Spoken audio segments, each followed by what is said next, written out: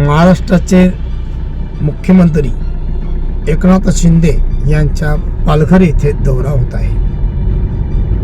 या दौऱ्यामध्ये मनोर इथे 4 वाजता जाहीर सभा होणार आहे, परंतु या जाहीर सभेसाठी जे कार्यकर्ते येणार आहेत ते वाहतूक कोंडीमुळे वेळेवर पोहोचू शकत नाही, असा चित्र या महामार्गावर निर्माण झाला आहे।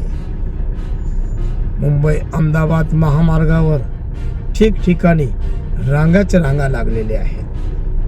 त्यामुळे कार्यकर्ते जे येणार आहेत सभेसाठी त्यांचीही तिथे कोंडी होणार आहे।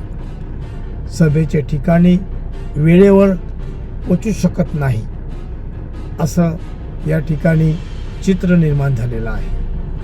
म्हणून ही वाहतूक कोंडी सोडवण्यासाठी पोलीस विभागाने काहीतरी उपाययोजना करावी, जेणेकरून कार्यकर्ते सभेच्या ठिकाणी पोहोचू शकतील।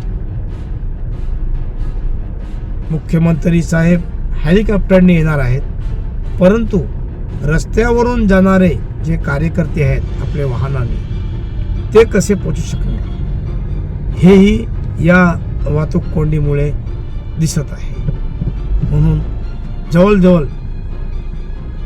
वाहतूक कोंडीमध्ये अडकलेले गाड्या 1-1, 1.5-1.5, 2-2 तास वाहतूकमध्ये अडकून बसलेले आहेत। सकाळपासून वाहतूक कोंडी सुरू आहे। आता हे दृश्य आहे विरार फाटा इथे, विरार वसई खानिवडा या परिसरात, तसेच टोल नाका या ठिकाणीही वाहतूक कोंडी आहे।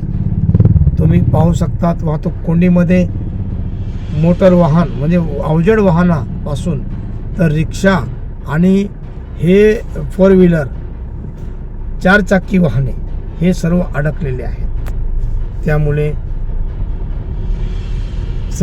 सभेच्या ठिकाणी पोहोचण्यासाठी ही वाहतूक सुरळीत झाली पाहिजे।